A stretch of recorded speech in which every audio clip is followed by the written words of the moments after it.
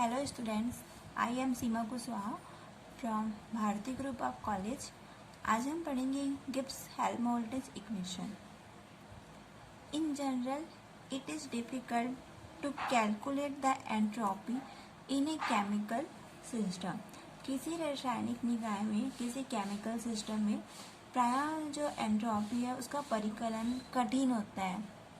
Therefore, to study the thermodynamic of isothermal change in a chemical system, अतः किसी रासायनिक निकाय में समतापिक परिवर्तनों की ऊष्मागति के अध्ययन के लिए हम हेल्महोल्ट्ज़ ऊर्जा फलन F तथा गिब्स ऊर्जा Helmholtz energy function and Gibbs energy function G which do not depend on entropy. This relation are called the Gibbs-Helmholtz equation. किसी रासायनिक निकाय में समतापी परिवर्तनों की ऊष्मागतिकी के अध्ययन के लिए हम हेल्महोल्ट्ज़ ऊर्जा फलन Helmholtz energy function F and Gibbs energy function G के पदों में ऊर्जा समीकरण ज्ञात कर सकते हैं जो एंट्रोपी पर निर्भर नहीं करता है। which do not depend on entropy, इन्हें गिब्स-हेल्महोल्ट्ज़ समीकरण कहते हैं। This relation are called the Gibbs-Helmholtz equation. तो फर्स्ट इक्वेशन हम देखते हैं।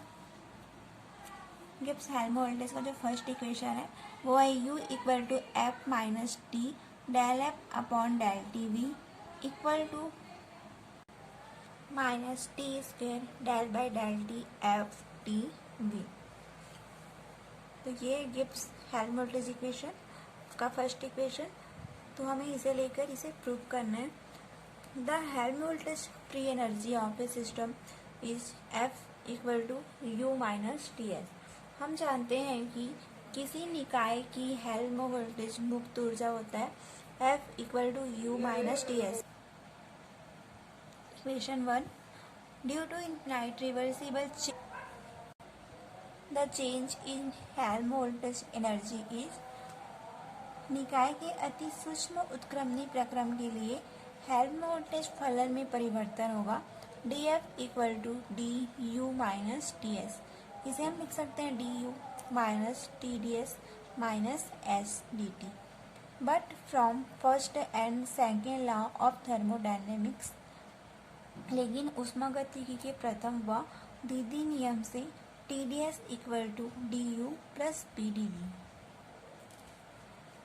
D F equal to D U minus, यहाँ पर हम इसके पैरेलल इक्वेशन में D U minus T D S minus S D T था, वहाँ पर टी डी एस की वैल्यू रखेंगे तो ये हो जाएगा D F equal to D U minus D U plus P D V minus S D T.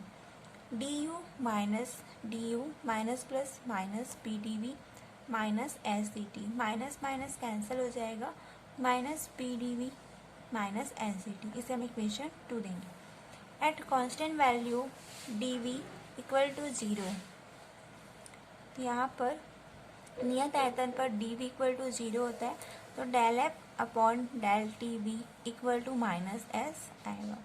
यहाँ पर डी वी इक्वल टू 0 रखेंगे तो del F upon del T V equal to minus S. Putting the value of s in equation 1 we get, समीकरण 1 में s का मान रखने पर f equal to U plus T del F upon del T V. यहाँ से हम u की वैल्यू निकालेंगे तो ये हो जाएगा f minus T del F upon del T V. Equation number 3। This is the first Gibbs Helmholtz energy relation. यह गिब्स हेल्महोल्ट्ज़ का प्रथम समीकरण है। अब हम इसका अवकलन करेंगे तो ये हो जाएगा del by del T F T upon V equal to 1 upon F del F by del T V minus F upon T square. Solve करेंगे इसको, ये आएगा 1 minus 1 upon T square F minus T del F upon del T V. यहाँ पर f minus T del F upon del T V length है हम u equal to, तो हम यहाँ पर f minus T del F upon del T V की value निकालेंगे तो -1/t² है, इधर चले जाएगा, तो ये हो जाएगा -t² del by del t f/t v। f minus T del F upon del T V की वैल्यू रखेंगे हम इक्वेशन 3 से u, तो u इक्वल टू हो जाएगा -t² del by del T F upon T V. इसे हम equation 4 लिखेंगे। Now consider an isothermal reversible change in state of a chemical system from 1 to 2 at a constant temperature T। Then from equation 3, माना कि रासायनिक निकाय समतापी रूप से ताप T पर अवस्था 1 से अवस्था 2 में परिवर्तित होता है, तब समीकरण इक्वेशन 3 से इन द इनिशियल स्टेट 1 प्रारंभिक अवस्था 1 में होगा F1 equal to U1 plus T del F1 upon del T V. In the final state 2 अंतिम अवस्था 2 में होगा F2 equal to UT plus T del F2 upon del T V. Change in Helmholtz energies F2 minus F1t equal to U2 minus U1 t del by del T F2 minus F1v। इसे हम लिख सकते हैं del F t equal to del U plus T del by del T F2 minus F1 को लिखेंगे del F v। But from equation 2 in an isothermal change del T equal to 0, परंतु समीकरण जो इक्वेशन 2 है उसमें समतापी परिवर्तन में होता है डेल टी इक्वल टू 0। तो del F T del U की वैल्यू रखेंगे हम minus P D V equal to, इसकी वैल्यू रखेंगे minus W R. The work obtainable in the reversible process, उत्क्रमणीय प्रक्रिया में प्राप्त कार्यों, हेंस माइनस डब्ल्यू आर की वैल्यू निकालेंगे तो ये हो जाएगा del U plus T del by del T minus W R V. इसे हम लिख सकते हैं, डेल यू इधर आ जाएगा तो del U plus W R equal to T del omega R W R upon del T V. इसे हम इक्वेशन 5 लिखेंगे। The above relation is used to find the rate of variation of the work obtainable in the reversible process with temperature. In other words, this expression can be used to find the temperature at which the required work can be obtained from the system. उपयुक्त समीकरण की सहायता से उत्क्रमणीय प्रक्रिया में प्राप्त कार्य WR की ताप के साथ निकाय की गणना कर सकते हैं, अर्थात उस ताप की गणना कर सकते हैं जिस पर आवश्यक कार्य निकाय से प्राप्त होगा। अब हम सेकेंड इक्वेशन देखते हैं।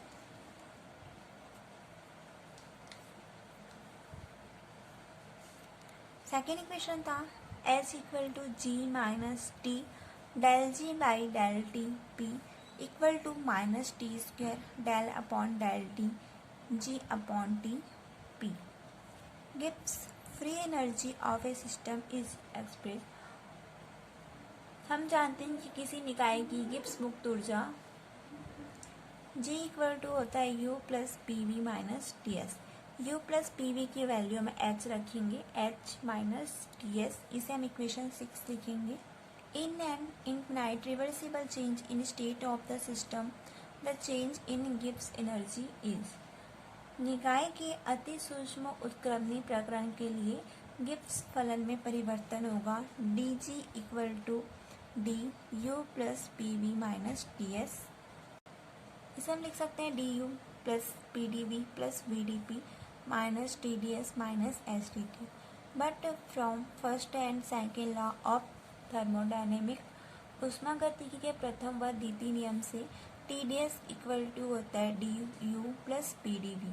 हम यहाँ टी डी एस की वैल्यू रखेंगे तो ये हो जाएगा D G equal to D U plus P D V plus B D P minus D U plus P D V minus S D T. Bracket open करेंगे, minus का अंदर into कर देंगे, तो ये हो जाएगा D U plus P D V plus B D P D U plus P D V plus B D P minus D U minus P D V minus S D T. यहाँ पर D U plus minus D U cancel हो जाएगा, plus P D V minus P D V cancel हो जाएगा, तो ये बचेगा B D P minus S D T. Equation 7 लिखेंगे इसको।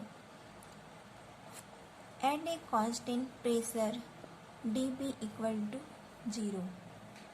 नियत ताप पर कांस्टेंट प्रेशर पर डी पी इक्वल टू 0 होता है, तो यहाँ पे हम डी पी इक्वल टू 0 रखेंगे, तो ये हो जाएगा del G upon del T P minus S equal to minus S. Substituting value of S in equation 6 we get G equal to होता है H plus T del G upon del T P. यहाँ से हम H की value निकालेंगे, ये हो जाएगा जी minus T del G upon del T P. इसे हम इक्वेशन 8 लिखेंगे। This is the second Gibbs Helmholtz energy relation, और यह जो है वो गिब्स हेल्महोल्ट्ज़ का द्वितीय समीकरण है।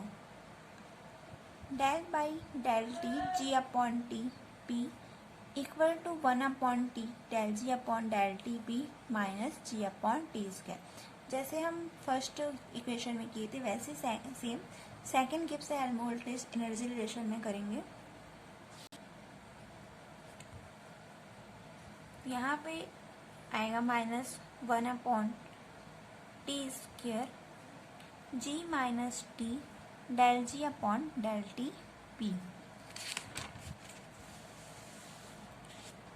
यहाँ हम एच इक्वल टू लाए थे G minus T del G upon del T P, हमें इसकी वैल्यू निकालनी है।